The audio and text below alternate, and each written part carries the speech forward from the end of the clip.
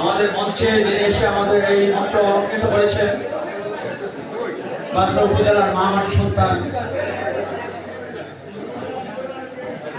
বাঞ্ছারামপুরের কৃতি সন্তান আমাদের গর্ব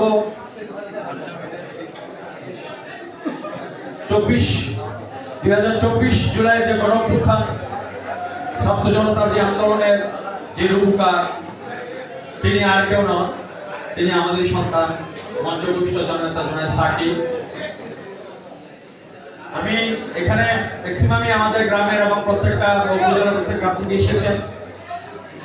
আমরা চেষ্টা করেছি আপনাদেরকে সাথে নিয়ে একটু ইফতার মাহফিলের ব্যবস্থা, একটু দোয়া মাহফিল করার ক্ষুদ্র পরিসরে হয়তো আল্লাহ বাঁচিয়ে রাখতে আগামীতে আমরা আরো ব্যাপক ভালোভাবে আমরা করব।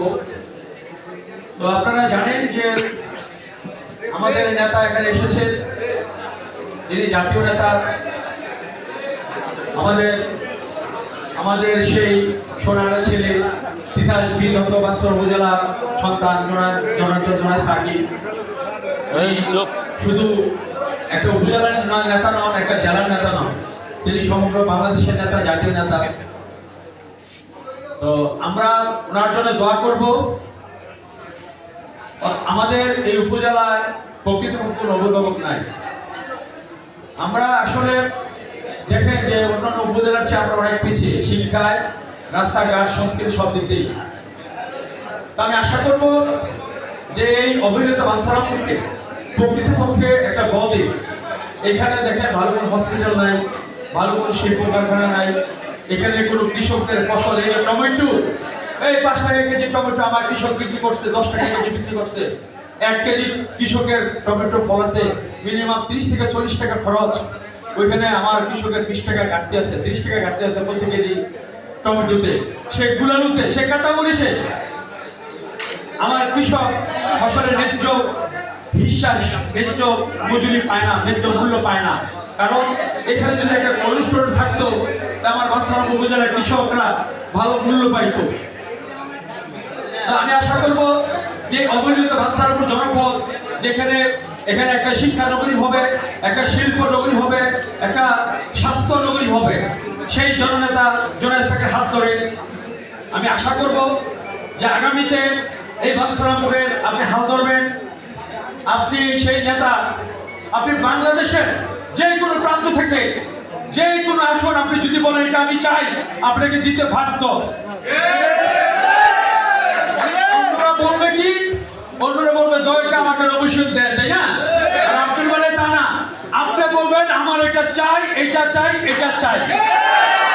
আর বলতে আপনাকে বলতে হবে বাঞ্ছারামপুর আসন আমার চাই। আপনার আসলে একমত কিনা? আগামীতে এই বাঞ্ছারামপুর উন্নয়নের স্বার্থে, এই সাধারণ এই উপজেলার গরিব দুঃখীর স্বার্থে আপনার শিবপুরে আপনার মূল ঠিকানা আপনি আসতে হবে। আপনারা জানেন পৃথিবী থেকে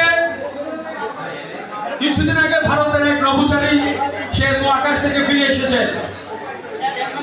তাহলে পৃথিবী থেকে যত মহাস্টেশনে গ্রহ উপগ্রহে মানুষ যায়, 6 মাস, 6 বছর, 10 বছর পরে সে আবার পৃথিবীতেই ফিরে আসে। কারণ তার পৃথিবীর প্রকৃত ঠিকানা, তার শিকড় পৃথিবীতে। আপনি বলবো, আমি বলবো, আপনার সমগ্র বাংলাদেশের জাতীয় নেতা হলেও আপনার শিকড় বাঞ্ছারামপুরে। আপনার সারা বাংলাদেশের রাজনীতি, আপনার মূল ঠিকানা আপনার শিকড় বাঞ্ছারামপুরে। আপনার আবন্ধন থাকলে বাঞ্ছারামপুর পাশে আছে, আপনার পাশে আমরা বাঞ্ছারামপুর পাশে আছি, আমরা থাকবো ইনশাআল্লাহ। পবিত্র রমজানে আমরা প্রত্যেকেই আমরা শীতকালে রোজাদার, আমরা রোজা মুখে নিয়ে বলছি আমরা আপনি এগিয়ে যান, আমরা আপনার পাশে আসি, আপনার সাথে থাকবো, আমাদের সাথে উপজেলার স্বার্থে। আমাদেরকে আপনি নিরাশ করবেন না, কারণ আপনি অন্যদের মতো নেতা না।